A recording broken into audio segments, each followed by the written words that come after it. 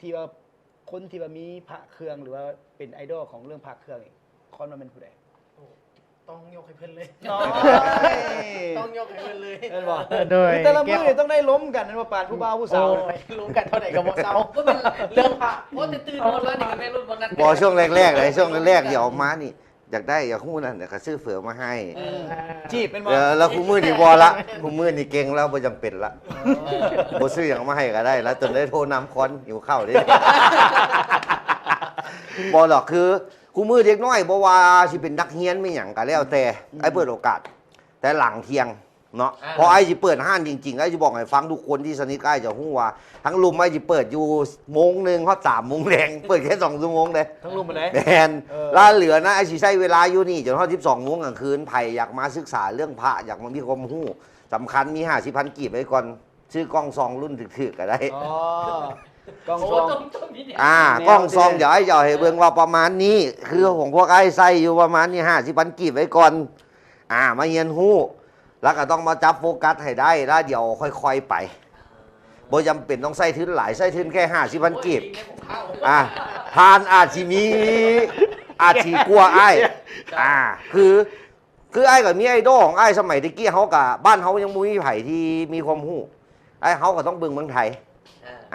ก็คือฮู้กันบ่ว่าป่ายาบ่ว่าบอยบ่ว่าอย่างแต่ละคนเบื้องหลังกับเจ้ามากับจากถ้าคนบ่มีหยังแล้วสำคัญเด็กน้อยรุ่นใหม่ของบ้านเฮาไอ้อยากสนับสนุนว่าซั่นซะบ่ต้องย่านไอ้เด้อไอ้เป็นคนหน้าเป็นตาย่านเด้อ เข้ามาโลดเจ้าเข้ามาโลด ไอ้จ โอ้ อย บ่หาก็เคยซองพระ วะ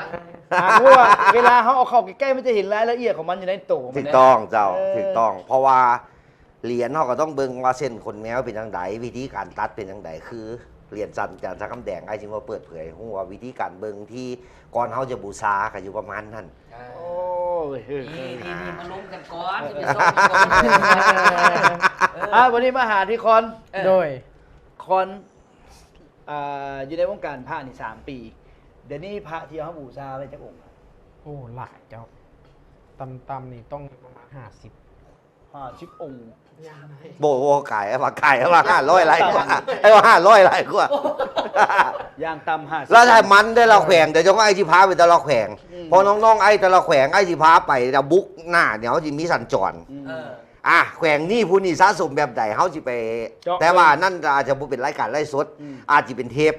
เขาไปทายว่าผู้นี่เป็นแบบนี้แต่เราแขวงเพราะว่าที่เป็นนักแขกสวรรค์ปากเซน้องๆนักสะสมบ้านทำหลายเลยตอนนี้หลายเจ้าหลายเริ่มเดี๋ยวราชีพญายามให้มวลได้วงการพาบ้านเขามันดีขึ้นเจ้าวันนี้คอน โซเลย เดี๋ยวก่อนเด้อก่อนเด้อ ปิ้นออกมาดีๆ เพิ่งบอกว่า100นี่อยู่ข้างหลังเด้อ 100 ล้านเดี๋ยวไปทั้งหลัง 100 ล้าน บอกจะบอกห้านคำก็เกิดแล้วที่ว่า อันนี้คือพระที่เขาสะสม เมน แต่ผมเป็นทางมุดเถื่อนนะ อันนี้ในกล้องนี่ก็จะเป็นฮักสุด เมน บูชาสุด เบิดเลย ฮักเบิดเลย เมนแต่ที่บางส่วนเดียว บางส่วนที่ออก แต่ มา ที่จริงฮักหลายๆองค์ฮักบางส่วนซื่อ เมนแล้วในปากส่วนที่ออกมาเลย โอเค ขออนุญาต ๆ จาก ให้แนะนำองค์นี้ก่อน โดย อันนี้เป็นบ้านเพิ่ง กล้องกันเลย กล้องกันเลย กล้องกันเลย อันนี้เป็นบ้านเพิ่งในครูคำดีเนี่ยทองผสม ตี เด่น ชุดเด่นมาเลย เพราะว่าอันนี้เป็นพิมพ์ปั้นเวลาจะบ่มีฮอยตะเข็บแล้วเวลาเพิ่นปั้นก็คือ มือเนี่ยจะเป็นเรียกว่าเป็นเอกลักษณ์ ความงาม พร้อมงับเป็นเอกลักษณ์เลย อันนี้พิมพ์ปั้น ส่วนหลายแห้งน้อยแห้งแพง แพงน้อยแพง แม่นแล้วเจ้า ขนาดนี้มีผล เพราะว่าหนึ่ง ขนาดนี้มีผล เพราะว่าหนึ่งไอ้ว่าให้ฟังแห้งน้อยแห้งแพงหนึ่งการที่เลี่ยมคำเขากันที่ แล้วส่วนตัวไอ้เป็นคนตัวใหญ่อยู่แต่ว่าไอ้มักจะห้อยพระองค์น้อยแล้วไอ้ห้อยบ่ได้ห้อยน้อยองค์ไอ้ห้อยหลายองค์ เนาะ ต่อเลยจอยต่อเลย เดี๋ยวขออนุญาตจับพระองค์ต่อมาแล้วกันเนาะพระองค์ต่อมาตัวนี้ เนาะเหลืองๆเนาะ กระบติดมือให้ค่อยได้เนาะ อันนี้เป็นเชียงรุ่งเนี่ยสำลิดเงิน เชียงลุงเนื้อสำลิดเงิน โดยแมนแล้ว องค์นี่ประมาณอายุ 100 กว่าปีแล้วเลย ตัวมันได้บูชาได้มาแต่แสน อันนี้ได้มานำคนรู้จักอยู่ทางใต้ทางปักศรี คอมเมนต์ว่าไม้ดีบ่ไม้เสียงโอเคบ่ ไมค์คอนเสียงโอเคอ่ะ ไม่ปกติ ยันกับเจ้าเน็ตซ่าหลายกว่า อืม เห็นคนคอมเมนต์มาบอกว่าไมค์ไอคอนซ่าเด้อสงสัยFC เจ้าที่วันนี้ มี FC เออ ไผว่ามืออื่นเด้อไผจื้อคอนได้มืออื่นไปห้านคำผู้วงมืออื่นมันมีเครื่องแจกคนว่าห้านสาขาสองเด้อ ให้เพิ่น คันบูสาวแห่งได้หลายเผลอๆซื้อใส่คอบัตร1แถม3 บาท โอ้โหวันนี้ต่อมาเป็นขอเป็นองค์นี้เนาะวันนี้ โดยเจ้า ขอเป็นองค์นี้ อ๋อองค์นี้กาแมนพิมพ์ปั้นนี่กันเจ้าเป็นปั้นเพิ่งยักษ์คู่คำดีโดย อ๋อ แต่อันนี้จะเป็นพิมพ์จิ๋วจะองค์น้อย องค์น้อยรา ด้ คา วย ราคาบ่ธรรมดาเอง แมนเจ้า และสำคัญ ราาก็จะ สำคัญคือไอ้ว่าวหั่นล่ะพระต้องสมบูรณ์สมส่วน แม่นแล้ว มือต้องเต็มทุกอย่างต้องเต็มและแขนทะลุ อ๋อแขนทะลุไปอ๋อ มาความปั้นได้งามแล้วเรารอ ปั้นงามแล้วต้องรอได้เต็มอีกได้ ถึงจะแพง อันนี้คือ อันนี้แมนตะกรุด ตะกรุด โดยเป็นรอดคาถาของสาธุเนี่ยจันเพ็ง ที่หลายๆคนหากันอยู่มือ โด นี่แห ย ละ บอก สาธุแม่จัดเพลง โดย สาธุใหญ่ ตัว จัด นี้ เพลง ขึ้นซื้อหรือนำด้วยเรื่อง อ่า เป็นรอยคาร ถา อดคาถา เป็นเครื่องล้างอย่างหนึ่งทั้งในที่เป็นนาผงใบลาน เป็นนาใบลานเอามาเขียนเอามาม้วนแล้วเอามาพอกมานี้ผงใบผงยา เอามาพอกใส่แล้วมาปิดท้องอีก แล้วก็มาทักสมัยเด็กกี้สังเกตบ่สมัยเด็กกี้จะบ่มีกรอบคือจังซี่ เจ้า เพิ่นจะทักเสือกไว้ห้อยเลย โอ้ทักเสื้อเพื่อยืด คนโบ ไว้ ราณถูกต้อง เคยเห็นถักเสือกอ้อมมา อ่า เป็น ทักเสื้อ มันจะทักเสือกไว้ คือพระบางองค์คือสมัยเด็กกี้มาเห็นบ่คือพระบางองค์สมัยเด็กกี้มาเห็นบ่จะมีลวดมัดเลย เพราะว่าบ่มีกรอบในสมัยเด็กกี้อ่า แม่น ค แล้ อ วย ไว้เพื่อที่เป็น ประมาณนั้นเจ้า แม่นอ่ะมันนี้องค์ต่อมา โดย อันนี้เป็นเรียนอาจารย์ซาคำเด็กครับ นี่ โดยที่แม่น ต้องมีไว้จักองค์ต้องมีไว้จักองค์ จังใด ต้อง ก็ มี เจ้า ต้องมีต้องมี แม่น เอา ละ เอาเหรียญเพื่อนนี่คอนมีจักเหรียญมีจักองค์ ตอนนี้นี่ถ้าที่เขาสะสมนี่มีอยู่4เหรียญเจ้า 4เหรียญ แม่น เขาบอกราคาเลยว่ะเหรียญละนักเนาะ โดย นักอยู่ โดยก็มี หนัก วันเดียวเลย เออ แม่นเจ้า แบบเดียวกันกับของไอ้แก้วเลยเนาะ โดยแม่นแม่นแบบเดียวกันพิมพ์เดียวกันเลย พิมพ์เดียวกันเป๊ะเล แม่ ย นเจ้า และในกล้องนี่นะคอนส่วนหลายแย้งองค์ใดหลายที่สุดเป็นพิเศษเลยว่าแย้งทุกองค์ แย่งทุกองค์ แย่งทุกองค์เลย แม่น มีองค์ใดที่แบบว่า พิเศษกันบ่วะ โอ้ถ้าว่าองค์ที่พิเศษกันหมูนี่เป็นองค์ที่ห้อยอยู่คอ โอ้ มาเลย ออกมาเพิ่นเบิ่งเลย เขาก็เป็นเย้งมึงอยู่กองบ่เห็น ออกมาเพิ่นเบิ่งเลย ตัวหลายที่หักสุดบางเทื่อก็ต้องห้อยพระแพงหลายก็ได้ แต่ว่าอยู่ที่เขามักไอ้ที่มักคือบางอันเขามักเขาสะสมไว้ อืมอ่ะแนะนำเลยคอน อันนี้หักก็ได้มา แม่น 1,000%กำลังคือเจ้าแต่งเมียมือแรกกันแหละ จะในสุด อันนี้หู้เลยหาก็ได้มา เป็นเลย เจ้า เป็นสุดหัวทั้งหมดเลยโดย คอยให้จอยคอย อะไรแหละ ห่วงพื้นได้น่ะ เป็นบ้าน แต่ไอ้ว่าวคร่าว เดี๋ยว ๆก็ได้ เริ่มต้นเลย ชุดนี้ อ่า จังไดวะเกือบแลกซัดอะ ฮะ โอ้ นี่เลย ทั้งสี่ เกือบแลกซัด รุ่นใหม่อีกไหม ประมาณ ว่าเรื่องกันนะว่าเรื่องพระ โดย อันนี้เป็นพระพุทธพิมพ์หลังเรียบของยาคูคำดี อืม โดย แล้วตัวนี้เป็นกาลาแกะลาหูของยาคูคือกันเจ้า กะลาแกะ หรือว่าบ้านเฮาห้องกับโป๊กเผา โดยกระโปรงเผา เป็นกระโปรงข้าว แมนกระโปรงเผาแกะเป็นลาหูอมจันทร์ อ่าของยาคู ของ โด ครู ย ของไอ้มี2 อันของเพิ่นมีอันหนึง อ๋อ เพิ่นมาขอแบ่งไอ้บ่ได้ซื้ออย่างมาให้ไอ้ก็บ่ให้ ต้องได้ไปหาอ เพราะว่าไอ้ ต้องได้ หาเพิ่ม อง แต่ แม ว่าน ลูกไอ้มี3 คนเนี่ย อืม แมน แล้วตอนนี้ก็เห็นเป็นแหวน นี่แปลกๆ โดย อันนี้เป็นแหวนของยาคูคือกันเพิ่นสร้าง เป็น แหวน ท้องแดง เป็นท้องผสมเจ้า ท้องผสม นอกจาก แม่น เพิ่ ท้องผสมอุด เป็น ทองแดง แล้วมันมีแบบแปลก ไม่แหวน มี แหวน ด้ ค วย นฟ้าพา แมนเป็น แหวนขวัญฟ้าพา แหนกันเครื่องกันของกันเครื่องกุญไซดำกันเครื่องที่บดีใส่หาเฮา อ่า แล้วสำหรับคนตำนานโบราณว่าคนที่สมัยสกี้ไปออกสงครามเพิ่นสร้างช่วงก่อนสงครามน้อยหนึงคนที่ว่าไปเล่นเครื่องที่หนี่ไปสงครามเครื่องตัวนี้จะป้องกันเจ้าของอ่า ในสมัยก่อน ใน เาะ สมัยก่อน ที่เพิ่เสื้อถือกัน เจ้า นั่นไง ทุกคนต้องมีฐานักสะสมพระ อืม นั่นล่ะนอนนอก ของใครก็มีวงหนึ่งคือกัน โดยเดียวใช่ ของแก้ว โดยแมน อ่ะ แต่ ต่อมาตัวนี้เลย โดย อันนี้แมนพระเชียงหุงของยาคูคำดีหรือว่าเอื้นกันในวงการแมนพระเกต พระเกต พระเกตโดย อันนี้กับชิปตอนนปัจจุบันนี้ชิปโปเกิน13 วงในวงการ ที่เห็นกันอยู่ เรือบ่เกิน13 บ่เกิน13องค์ในวงการที่เห็นกันแท้ๆกันเนี่ยพอสิจะเว้าเป็นแปลนว่าแท้ๆกันนะถ้าใครมีตอนนี้งามๆเลยอ่ะ รวมกันได้เนาะ อ่า แม่น โทรหาเลย โทรหาไอ้เบอร์ โดย สมพอไอ้แก้วว่าเนี่ยเกือบเล็กชัด ฟังแต่เพิ่นแนะนำอธิบายว่าจำนวนนี่นะมันมีหน่อยเด แมน แล้วก็ว่าเรื่อง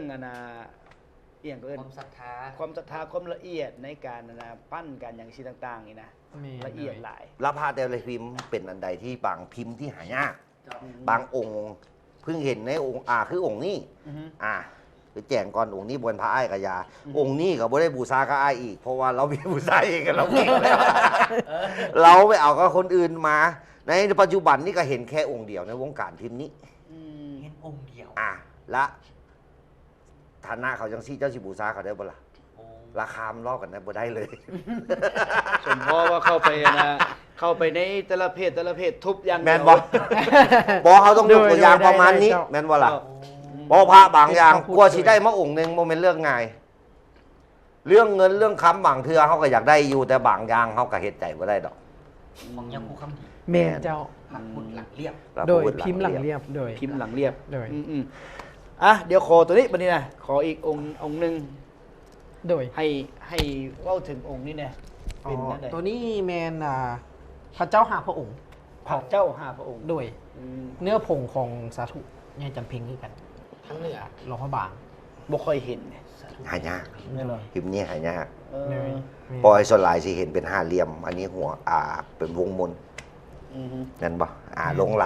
ลักทาทองลงล่องชาติ อืม เอาห้องว่าล่องชาติคำว่าล่องชาตินี่หมายความว่าสมัยตะกี้จะเห็นวัดพระแก้วบ่เคยไปส่งพระบ่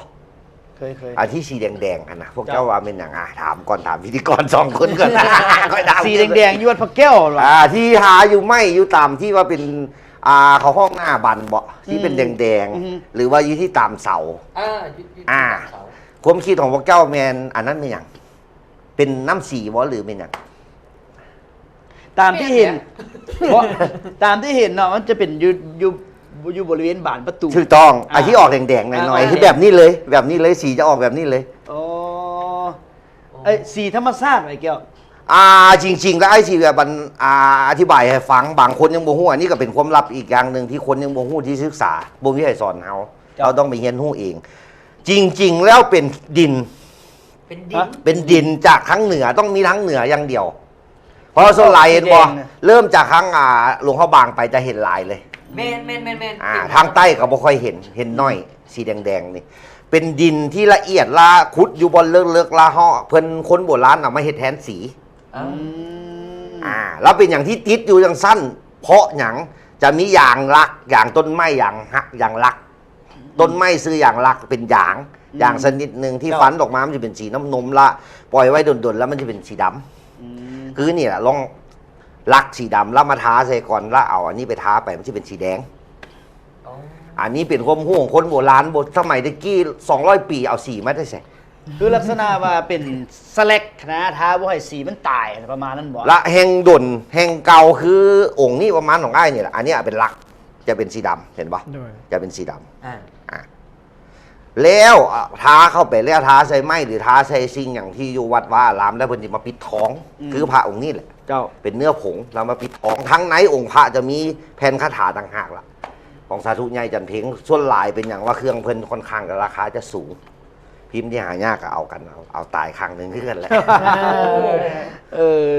อันนี้ก็เป็นของฮักของหวงเนาะ แม่น อีกหนึ่งมีจะกล้องเลย โอ้โหบ้านกัน ต้องถามใช่เลยเนี่ย อันนี้คือส่วนหนึ่งส่วนน้อยๆหนึ่ง น้อยๆมาเลยเดี๋ยวมื้อหน้าเชิญมันมาอีก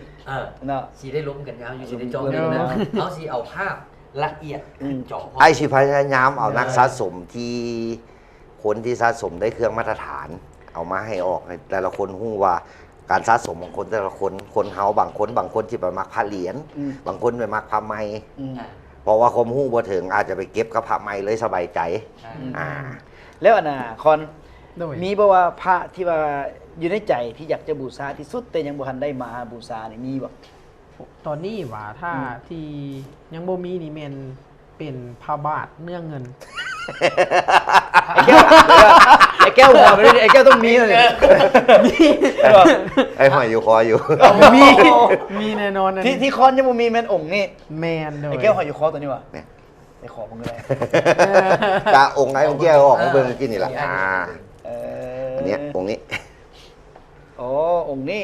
โดยพระบาท จริง ๆ แล้วเป็นพ่อแม่เผ่า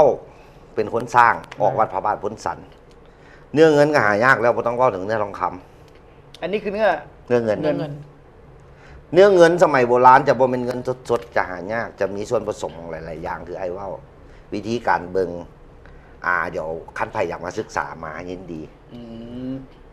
แล้วอันถามค้อนก่อนขออนุญาตแก้ว ด้วยสาเหตุใดค้อนอยากบูชาพระองค์นี้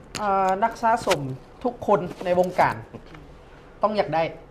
เพราะว่าเป็นหนึ่งในสุดที่หายากพระที่หายาก หลายที่สุดเลยเหรอ แม่น คือคนต้อง ในว มี การ ไหวเป็นชุดในหนึ่งในเป็นจาภาคีของพระปิตาบ้านเฮา แม่น จริง ๆ แล้วพระปิตาบ้านเฮามันมีแค่ของพ่อแม่เผ่าเจ้าครูคำดีสาธุญายันเพ็ง อืม จริง ๆ แล้วของบ้านเขาเจ้าสิมีเป็นจาภาคำว่าเป็นจาภาคีสิมี5ขึ้น แมน อันนี้บ้านเฮามีแค่3แต่ว่าเขาไปแยกพิมพ์เอา อืม พยายามหาพิมพ์คือพระบาทก็มีหลายพิมพ์พิมพ์ยุคนี้ก็เป็นชุดได้เป็นจะได้ แต่ความหมักของแต่ละคนกับบ่คือกัน เดี๋ยว แต่ว่าคนสะสมสลายอันดับแรกเลยต้องมี แต่ว่า พระบาทวนสันมันนั้นมันเป็นอันใดที่บางเทื่อมันเกินฝันเลย อืม คือไอ้เล่นพระไม้สะสมพระมานี่เป็น20 กว่าปีก็เพิ่งหาเขามาได้กัน เนื้อเงินไอ้ก็หาเขามาได้วังแค่5-6 ปีหลังดิ อืม แล้วที่เห็นอยู่เนื้อเงิน ที่เห็นอยู่ในวงการณปัจจุบันนี้มีหลายมาเลยไอ้แก้ว บ่เกิน20 กว่าองค์ บ่เกินสาม บ่เกิน20 กว่าองค์บ่ ที่ เกิน บรรดานักสะสมอยู่ในบ้านเรา แม่น ไอ้ให้หลายสุดบ่เกิน30 องค์ แล้วทุกคนห่วงเบิด อืม เอ็มจากไหนสิได้มาบอก แม้กระทั่งจะเพิ่น สำคัญเลย ขอยว่าเดี๋ยวนี้เราจะต้องเริ่มฝืนต้องเป็น2 เทื่อละ 2 ถ้วยแล้ว เพราะว่าช่วงนี้ไอ้ที่เข้าฟิตเนสไล่บ่ค่อยกินหลาย เริ่มสิเป็นคือกันแล้วเด้ ปิดประตูห้านเลยวันนี้นะ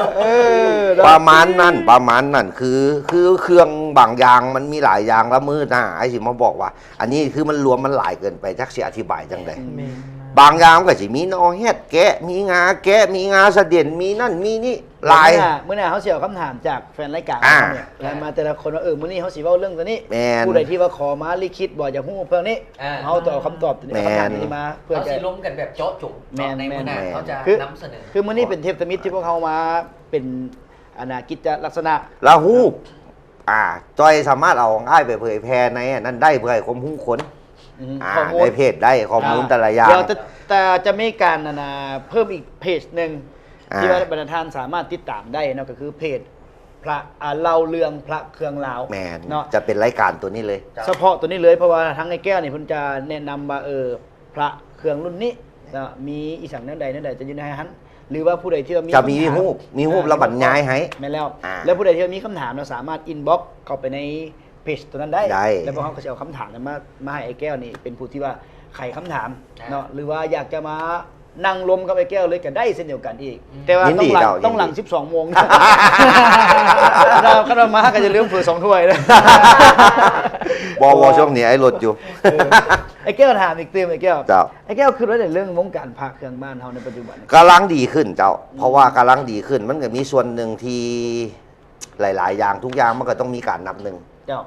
บ้านเฮานี่ก็เริ่มนับหนึ่งมาคือย้อมพับกันจริง ๆ คือตัวไอ้สมัยเด็กกี้หลาย ๆ คนก็บอกซื้อขายพระบ่ดี อืม คือไอ้ต้องบอกว่าไอ้เป็นคนที่เรียนบ่เก่ง อืม จบมัธยม อืม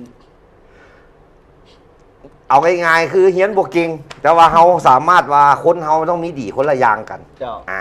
แล้วคันน้องๆไผ่สนใจอย่างกูมืออยากสนใจเรื่องพระไอ้ยินดี เข้ามาโลดบ่ต้องย่าน เพราะว่าไอ้อยากให้สังคมเรื่องพระบ้านเฮาอะไรอย่างหนึ่งต่อยอดกัน เข้าห้องภาษาลาว เจ้า คือสิได้ความรู้กันไป คือเหรียญมื้อนี้ไอ้ก็ให้ความรู้แต่ละคนไอ้เป็นคนที่สอน เจ้า พยายามให้มีความรู้บัดทุกคนคือโซโลนี่ก็เริ่มเข้ามา3 ปีเป็นอย่างคือเบิ่งพระเป็นใคร อืม นั่งล้มได้กับทุกมือ เอ้า คอน อยู่กับพระนี่นะนั่งเบิ่งนั่งแง้งนี่มื้อหนึงจะ ชั่วโมง โอ้ เกือบทุก คือ เว เว ลา ลาว่างเลยมันเอารถบ่ แม่นตอนว่างหรือว่า ขอ ต อนุ อน ญาต ใกล้นอน แต่งงานหรือยัง ยังเจ้า เรือหอมเล็กแล้วตอนนี้ เดี๋ยวตอนใกล้นอน แม่นก็คือก่อนนอนก็คือตอนแล้วเวียงอย่างเมื่อละก็คือประมาณอยู่9 โมง 10 โมง เออ ซองพระ เอามานั่งซองคนเดียวเลยว่ะ โดยคนเดียว นั่ง ซองพระเบิ่งว่าเอกลักษณ์แม่น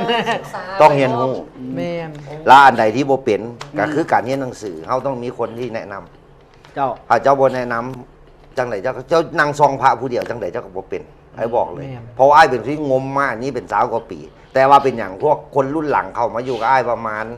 มาเรียนรู้กับไอ้ว่าสิซะ อืม 2-3 ปีเขาเจ้าก็พอเป็นเบิ่นละ เจ้า เพราะคนเฮาต้องเปิดใจ แล้วสมัยนี้คนเฮาวิเลยคำฟ้า และอย่างหนึ่งเฮาเฮ็ดเพื่อสังคมพาให้ดีขึ้น เจ้า ไอ้น้องๆก็ควรเปลี่ยนใจซะเฮ็ดในบ้านเฮาให้ดีขึ้น เจ้า ผมคิดไอ้เป็นจังซี่ จ้ะ ละบ่ต้องย่านไอ้เด้อ พอดีเลย ไอ้แก้วเว่ามาเกี่ยวกับเรื่องผู้ใดที่ว่าอยากรู้เรื่องพระ เจ้า คือตอนนี้มี FC ของไอ้แก้วหนึ่งคนที่เรา อ่า เบิ่งพระ อ่า แล้วก็เบิ่งไล่สดอยู่ในปัจจุบันนี้ เจ้า เราขี่รถมาแล้วอยากให้ไอ้แก้วเบิ่งพระให้ อ่ะยินดีเจ้า มาเลย ได้เข้ามาเลย เข้า ยิน มา ดี เลย เจ้ายินดี อ่ะ ยินดีเจ้ายินดียิน เอ ดี อเข้ามาเลย เข้ามาเลยเจ้า เข้ามาเลยเนาะ อ่ะไผเห็นอะไรที่ไผยังมาตอนนี้ก็ได้คันทัน มา อ่ะต้องให้ลูกชิดเพิ่งก่อนนะ เอามาพี่เลยรถเอาเดี๋ยวผู้นั้นมาพี่เลยผู้ใดเจ้าของพระ มาเลยมาเลย เข้า เจ้า มาเลย มาเลย ขอตังค์ได้ขอตังค์ได้ขอตังค์เชียบนี่เลยก็ได้เจ้าได้ปะ เปิดเลยก่อนเปิดเลย เอาตอนนี้มาแต่เครื่องเจ้าของยังวัดเข้ามา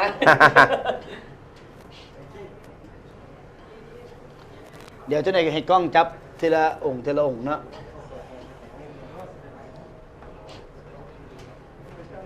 อ้าวใส่กล้องเลยแม่อาจารย์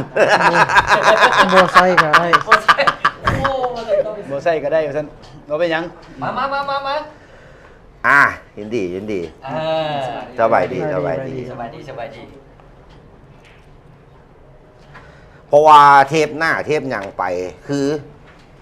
ติดตามเพจซะติดตามเพจว่าแจ้งมือใดแล้วไผอยากเอานั่งมาพระยินดี อ่า อันนี้แม่นนั่นน่ะ FC ของไอ้แก้วเลยที่เพิ่นเบิ่งไล่สดเนาะอันบ่ซื้อมาจากไหนหั่น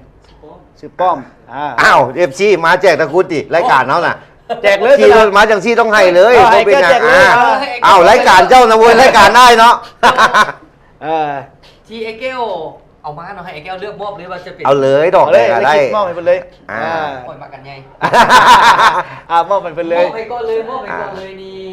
ตอนนี้เพิ่นมาร่วมรายการเพิ่นเป็น FC เนาะเพิ่นเบิ่งไล่สดอยู่ในปัจจุบันเลยเพิ่นเอาอันน่ะพระมาให้อันน่ะทีมงานก็คือไอ้แก้วกับครังคอน เพราะว่าเทือนหน้าก็ยินดีอยู่แล้ว เพราะว่าอยากเบิ่งให้อยู่ละ อืม ถือว่าคืนกำไรให้ลูกค้าและแลกเปลี่ยนความรู้และบางเทื่อไอ้อยากให้มีคนมา FC มาเรามาตั้งคำถามกันอยากมานั่งล้มเรื่องพระเพราะไอ้สิได้ให้ข้อมูลถือ อ่า เพราะว่าบางเทื่อเขาบอกเขาเจ้าบ่ตั้งคำถามมาไอ้สิตอบได้จังได๋ แม่นบางคนที่เขาเจ้าเบิ่งก็อย่าไปหาไอ้แก้วบ่กล้ามาย่านอย่างนั้นอย่างนี้บ่ต้องย่านมาโลดมากัน เนื้อแต่ละอย่างพระแต่ละอย่างมันต้องมีที่มาที่ไป เจ้า คันบ่นางน้ำกันบางเทื่อคนจงหูมามัวๆแล้วแฉไอ้ตอบเนี่ยไอ้ขอโทษแทนเลยเด้อบางเทื่อไอ้บ่ตอบย้อนอย่างเจ้าทายหูมามัว แล้วสิเบิ่งออก แล้วสิไปเบิ่งได้ อืม ไผเก่งปานใดก็เบิ่งบ่ได้สำคัญต้องห้านเลโก้เลยทายหูแจ้ง เลโก้อย่างนี้นี่อันน่ะทีมงานอันน่ะน้องหยุ่ยนี่ก็ได้ ทายหูพระต่างได ได้ฮะ ทายหูพระคนละอย่างกันนี่เด้ บ่ ทายหูพระคนละเรื่องกันเลยไปที่ไหนคอน ว่าจังได เพิ่น ได้ เอาเป็นแต่ละองค์เลยอ่ะ โดย เดี๋ยวขอเป็นแต่ละองค์ก่อนทวิตเนาะเดี๋ยวอนุญาตเนาะเริ่มจากองค์น้อยราคาแพง เออ เดี๋ยวเริ่มองค์น้อยก่อน แล้วแต่พิมพ์อีก แล้วแต่พิมพ์ โดยแล้วแต่ อ่ะ พิมพ์ องค์นี้เป็นอะไร อันนี้เป็นพระปิดตาเนื้อตะกัว เนื้อตะกัวแต่ถ้าส่วนตัวเฮาเบิ่งละยังอันนั้นบ่ค่อยได้ปานใด อ้าวบ่ค่อยจังได๋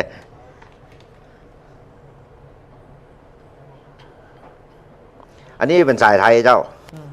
เฮาก็ยังว่าเป็น อันนี้โมเมนต์ไทยสายบ้านเฮาอันนี้เป็นพระไทยเจ้า เอานี่ นี่นี่มัน อันนี้เป็นพระบ้านเฮาเดี๋ยวให้ตอบให้เพราะว่าเดี๋ยวเขาตื่นกล้องน้องๆตื่นกล้องนี่แท้ในนอนสองหน้าเป็นของสาธุญายันเพลง อ๋ออันนี้ของแท้ วัด เนาะ วัดผานมเด้อแท้เจ้า วัดพนมอีกกันวะเนี่ย แม่นแล้ว โหดวัดเลย อ่า อันนี้เป็นไม้แกนขามแกะ ไม่กันขามแกะ อันนี้จริงๆแล้วบางเทื่อคนบ่มีความรู้อาจสิคิดว่าเป็นของไทยจริงๆแล้วเป็นของวัดผานมเพิ่นแกะออกมา เพราะว่าบางเทื่อครูบาอาจารย์บ้านเฮาก็เยี่ยมมาหาสู้กัน บางเทื่อมักพิมพ์เจ้ามักพิมพ์ข่อยและเทปหน้าข่อยจะว่าให้เบิ่งไอ้เจ้าว่าให้เบิ่งว่าระหว่างของยะครูเฮาบางเทื่อยะครูไปมักพิมพ์พระของวัดพระบาทเพิ่นก็ยังเทของวัดพระบาทเลยเดี๋ยวเบิ่งไปเรื่อยๆเดี๋ยวยังมีอีกหลายอย่างที่ให้เจ้าค้นหา อันนี้หาคนเริ่มต้น อันนี้เป็นไม้กันขามแกะนี่แท้แน่นอนเจ้า โอเคอ่ะ แล้วองค์นี้เด้อเจ้า องค์นี้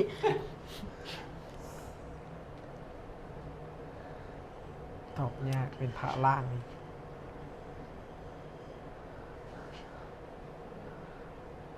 อันนี้ไอ้ฟันธงเลยว่าดี แต่เป็นพระล่าง แม่น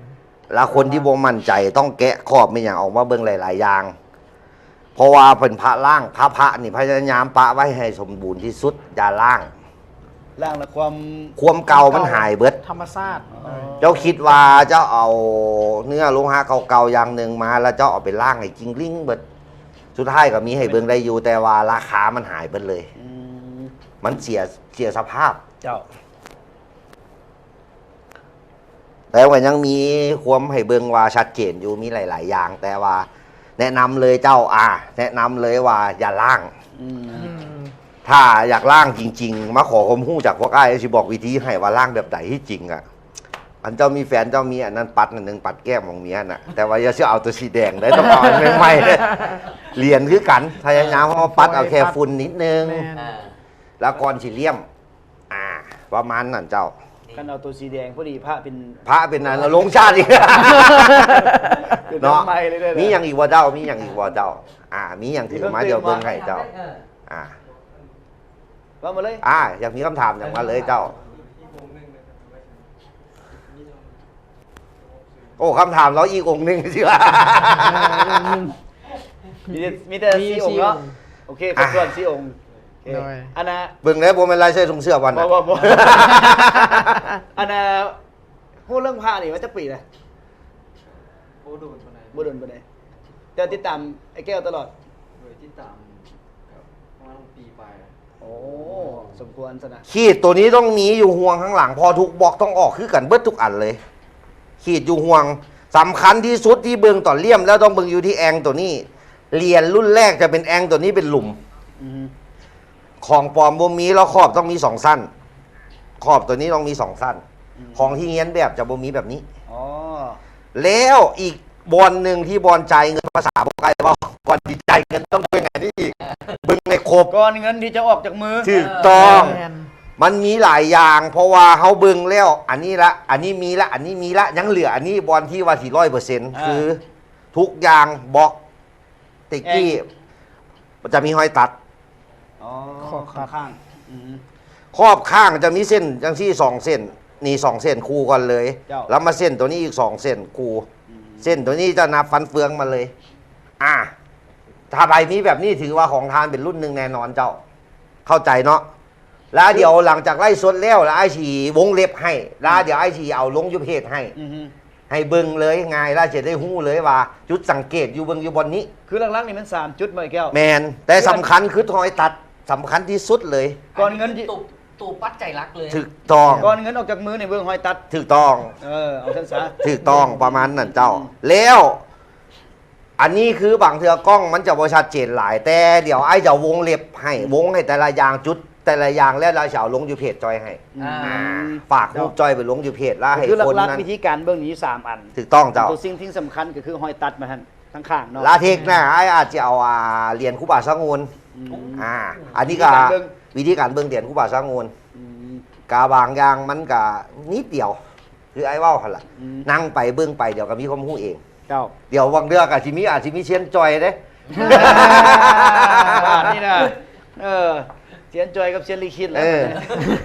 อาจีเปลี่ยนเป็นบ่เฮ็ดหยังละบ่อ่านข่าวอ่านเคอแล้วเดี๋ยวนี้น่ะสิไปซอกหาพระอย่างเดียวละ เบื่อดิไปห้องพระเลย ถูกต้องข้าใครเห็นพระทรงมาหาอ้ายได้ มาขอคำปรึกษาได้ พอดีได้มาหาไอ้แก้วว่าเรื่องพระห้อยอยี่นี่มีองค์หนึ่งแต่บ่ว่ามันแนวใดเพราะว่าพี่น้องให้เบิ่งฝากให้ไอ้แก้วเบิ่งแน่ ยินดีเจ้ายินดี ว่ามันเป็นคือแนว คำน่ะเทศได้เนาะ คำซื้อห้านเพิ่นนั่นแหละ อ๋อเป็นพระอันนั้นโอ้เกิดมันพูดว่ะ แม่น อุ้มบาตร บ้า เห็นพระโหเลยเกิดพูดว่า เป็นไม้แกนขามแกะโอเคเจ้า เป็นพระแท้ได้ว่าบ่เก่าหลาย เราเก้าหลายเนาะ คือพระบางเทือจะได้พระเก่าแต่ละองค์ก็เป็นเรื่องไง อือฮึเพราะว่าตัวนี้มันพี่น้องทั้งเมีย แม่น เป็นเอาใส่กันเป็นพระคุ้มครองอยู่ประมาณนั้นแหละ คนที่ให้พระกันได้ ต้องหักแพงกันยีหลี อืม ค่อยที่ให้กันได้ เพราะว่าคู่มือนี่พระคือไอ้เว้าล่ะ ทุกอย่างมีราคาเบิด และหลายๆ คนย่านอ้ายบอกว่าทรงหูพระว่าไอ้แก้วกดจังซี่จังซี่มันโมแมนดอกว่าเรื่องเอาอันนั้น บางเทือพระมันอยู่ที่ความงาม เจ้า เราให้เข้าใจกันหน่อยนึงว่าความงามขององค์พระบ่คือกัน เดี๋ยวคนละเนี้ย อ่า เกือบลืมแล้วนี่ โอ้ยนั่นเล่าให้เลย ลืมองค์สำคัญเลยด้วยนี่ ความงามขององค์พระบ่คือกัน เออ ถ้าคือไอ้เว่าเรื่องเรียนยันซ่าแหละพยายามอันหนึงอันเขาหาอันห้อยได้ด้านหนึงเขาเก็บได้ อือฮึ เพราะว่าเขาห้อยไปขั้นล้มดำมันรุดปุ๊บราคามันเพี้ยนเลย คืออันน่ะพระของน้องคนเนาะไปคัด แมนก็ราคาก็เปลี่ยนเลย นี่ราคาจะเปลี่ยนเลย จากว่าไอ้ยกตัวอย่างจากว่าบูชากันอยู่เปลี่ยนมือกันอยู่องค์หนึ่งประมาณ2 ล้าน5 3 ล้านซะก็จะเหลืออยู่ประมาณอยู่ล้าน แม่น อู้เครื่องตัวเครื่องเลย กายเลย อืมโอ้สันสิบโบราณเท่าเทือนี่นะ อันนี้ทำไม่บ่เป็นอย่างเดียว โดย และสงกรารใกล้สงกรารเลยเด้ทุกท่านเฝ้าไปเรื่องของพระซะ พระเด้อ ทีมงานเขาได้ระบบไลฟ์สื่อ เออ ไลฟ์สื่อผู้ที่ ได้ระบบ ได้ระบบ ให้จอยเลยเอา ดึงย้อนหลังมีแต่คำสั่นแล้วมีแต่เราสิแจ้งในเพจอะเนาะ สิแจ้งในเพจแจ้งในเพจว่ากูที่ว่าได้อาณาของรางวัลที่ทั้งไอ้แก้วแจกให้เนาะ แม่น เขา เจ้า แจ้งไลฟ์สื่อตื่ม เจ้า ตอนนี้ไอ้แก้วมีอย่างเพิ่มเติมเกี่ยวกับการแนะนำอาณา FC ที่เพิ่นอยากจะเบิ่งเรื่องพระเรื่องอีสานต่าง กะบ่มีอย่างไรก็คือเทปหน้าเจอกันมันกว่าเก่าอีก ๆอันนี้มันออเดิร์ฟ อันนี้ออเดิม ริ่ต้นลยเนี่ย แล้วสำคัญเสื้อ FC อาทิตย์หน้าได้แน่นอน อาทิตย์หน้าพวกเขาจะนุ่งเสื้อ FC เขาเลย ถูกต้องเจ้า อ่า ละไผ่เบิ่งไล่สดได้เสื้อทุกคน เจ้า หาเบิ่งไม่ได้ทุกคน ร้อยกว่าคนนี่ได้ไอ้แก้ว ก็ต้องเบิ่งว่าเล่นเกมบ่ กูสิมีส่วนหอมน้ำเฮา ก่อนตัวหนึง700 ตัวนึง700อันน่ะร้อยกว่าคน200คนคูณเลย คูณได้เลย เพราะว่าพอเสื้อไอ้เฮ็ดมาแจก FC แต่ละแขวง อืม เพราะว่าเสื้อนี้พอยไว้เนี่ยไอ้สิไปเอาประวัติของแต่ละแขวง อืม บ่ว่าสิเป็นสวรรณเขตปากเสคือครูบาสร้างโงนเพิ่นจำอยู่หนองด้วงบ่แต่ว่าไอ้จะเอาเริ่มจากไก่ก่อนของยาคูคำดีของวัดพระบาทพ้นสันนี่มันใกล้บ้านเฮาไผก็ฮู้แต่ว่าไอ้อยากไปเอาเรื่องเหรียญลูกแก้วเรือมหนึงในชุดเป็นจ้าภาคีว่าวัดเพิ่นเป็นจังไดประวัติเพิ่นเป็นจังไดของยะทานในหลายๆทานยะทานอาจของสวรรค์พระสวรรค์มีดีหลายองค์เลยพอในสวรรค์ละล่าเนี่ยเขาอยู่ประมาณนี่คาชีเป็น10 เทคพุ่นได้แต่ละวัดเพราะว่าเครื่องสวรรค์หลาย แล้วก็หลวงเขาบางก็หลาย เพราะว่าบางเทือเป็นคันบ่มีพวกอ้ายมาเฮ็ดให้คนฮู้บางเทือก็ได้แต่พระไปยังบ่ฮู้สภาพเป็นไปสร้าง แล้วอ้ายอยากมาชี้ชัดว่าจะวัดประวัติของพระแต่ละองค์เป็นจังไดส่วนยาคูคำดีก็วัดพระบาทพ้นสันทุกคนของฮู้เพิ่นอยู่แล้วเขาไปเอาอันที่เริ่มต้นจากคนที่เริ่มจากฮู้น้อย เอามาให้เป็นข้อมูลดีกว่าลาเทปหน้าก็สิแม่นจอยหรือว่านั่นไปแต่ว่าอาจจะบ่มีไลฟ์สดต่างแขวงอาจจะเป็นเทป เป็นเทปมา เป็นเทปมา เจ้า และที่สำคัญต้องเบิ่งกันเรื่องสปอนเซอร์ ดีนะดีทั้งนี้ ต้องขอบใจสปอนเซอร์หลายๆทานกูมือที่เริ่มต้นก่อน ก็ขอบใจผู้สนับสนุนก่อนเนาะในเบื้องต้นนี่กับประกอบมีห้านคำภูวงศ์สาขา2ห้านพระแก้วสีไข่ เจ้า ของเมียเพิ่น แล้วก็มีกลุ่มสมาคมพระเครื่องพระบูชาแล้วก็ห้านคำสีหอมมีซุป3 แยกสีไข่สนุกเกอร์ มีไอรอนแมนตกแต่งรถออฟโรดเนาะแล้วก็มีห้านเวียงวงประเสริฐผู้ใดที่อยากจะให้การอุปถัมภ์เนาะใน ติดต่อจอยได้เลยเนาะติดต่อใจกันลิขิตได้เลยเนาะ อินบ็อกซ์เลยอินบ็อกซ์ น้อยก็ได้เท่าใดก็ได้เพื่อให้น้องๆคือไอ้ฝากหน่อยนึงว่าเขาสิได้ต่อยอดกันเจ้าสปอนเซอร์เขาก็ไม่ได้เรียกร้องอย่างนักหนาแพรว่าให้น้องๆได้ต่อยอดกันไป แต่ว่าตอนนี้ก็ซอยๆกันก่อนเนาะต้องขอบใจงานเสียนะ เพราะว่าแต่ละแขวงมันต้องมีค่าใช้จ่าย เจ้าในการเดิน ลาเฮาถือว่าเฮาแทนคุณแผ่นดินจ้ะเฮาหาครูบาอาจารย์มาให้ประวัติของแต่ละองค์มาบ่เป็นเรื่องง่ายเด้เฮาต้องไปเสาะหากับคนอยู่พื้นที่แล้วไปแต่ละแขวง FC แต่ละแขวงบ่ว่านักสะสมไผมีพระติดต่อมาเพราะว่าไอ้สิลงไปเจาะลึกว่าของทานมีอย่างเดียวเขาจะไปเบิ่งว่า สมมุติว่ายกตัวอย่างซะนักสะสมสวรรณเขต ตาแขกปักเสปักสันหลวงเขาวางแต่เราแขวงติดต่อมาที่เพจเขาแล้วเขาที่ไกลกล่องเนาะว่าเขาที่ไปหาผู้ใดก่อน ไวๆนี่แต่ละเทค เจ้า แต่ว่าช่วงนี้อาจจะอยู่เวียงจันทร์สัก2 เทคก่อน เจ้า อ่า เนาะก็อย่าลืมติดตามเนาะในเพจของพวกเฮาแล้วก็ทั้งเพจของไอ้แก้ว FC แล้วแก้วสีไข่ เจ้า แล้วก็พร้อมด้วยคอน โดย โซโล่ โซโล ใส่ยาโซโล่ เปิ เห็ ด นแล้ว ตัว เห็นหน้าเห็นตาแล้ว เปิดตัว ประมูลย้ำไหนโดดฟันตลอดเวลาอ่ะเอาเท่านี้เนาะสำหรับ เจ้า วันนี้ เจ้า เนาะ เจ้า เอาเป็นว่าอย่าลืมติดตามเพจของพวกเขาแล้วกับผู้ที่ว่าท้าถวยเกี่ยวกับเรื่องราคาเรื่องตะกรุดที่พวกเขาเว่าไปเนาะว่ามูลค่าเท่าใดไอ้แก้วตอบให้เพื่อนแน่มูลค่าเท่าใด 499 หลายคนคือจิตอบถึง มีหลายคนพิมพ์เลขเก้าเกินอีกเลย ย่านบ่ได้เด้ พิมพ์ไว้ พิมพ์ ใช่เฝ้าโพดเนาะเดี๋ยวพวกเขาจะขึ้นหน้าเพจเนาะผู้ใดที่ว่าอยู่ใกล้ๆเขตนี่แล้วก็มารับเอาได้ เจ้า แล้วก็โทรติดต่อหาทีมงานของพวกเขา เจ้า เอาเป็นว่าเดี๋ยวจะได้พบกันอีกในการไล่สดอีก ก่อนสงกรานต์ ก่ ก่ อ อน น ส ส ง ง ก ก ราร านต์ อีกประมาณอาทิตย์หน้า แม่น เนาะ เจ้า หลังจากนั้นแล้วสงกรารเดี๋ยวพวกเขาจะมาวางแผนว่าจะเป็นตั้งแขว ตั้ ง งแขวง บ่ ละ หรือว่าจะเป็น ตั้ น ง ค แขว รง หลวงอีกตื่มเนาะเอาละสำหรับในตอนนี้ขอบใจผู้การผู้ทำอีกก่อนโอ้ยเฮียซะไม่ แบบสดๆรถของเขาหน่อยขอบใจห้านคำพูวงศ์สาขา 2ห้านพระแก้วสีไข่กลุ่มสมาคมพระเครื่องพระบูชาแล้วก็มีห้านคำสีหอมมีซุป3 แยกสนุกเกอร์สีไข่ไอรอนแมนตกแต่งรถออฟโรดแล้วก็ขอบใจทั้งเวียงวงประเสริฐเนาะและที่สำคัญขอบใจทั้งคอน โดย โลโซ ขอบใจโดย เดี๋ยว โดย ที่หน้ามานั่งโอลงกันอีก ได้ นะ เจ้า กา เอาละ ที่มีหลายคนเจ้ามีหลายคน ได้ มานั่งแบบเขามานั่งล้มกันมวนๆ และก็คือเก่าคือผู้ใดที่ว่าเบิ่งเนาะกำลังเบิ่งอยู่ถามว่าขี่มาแถวสีไข่จะให้ไอ้แก้วเบิ่งพระให้ ยินดี สามารถ เจ้า เข้ามาได้เลย ยินดีเจ้า เนาะแต่ว่าต้องมาตอนหลังเที่ยง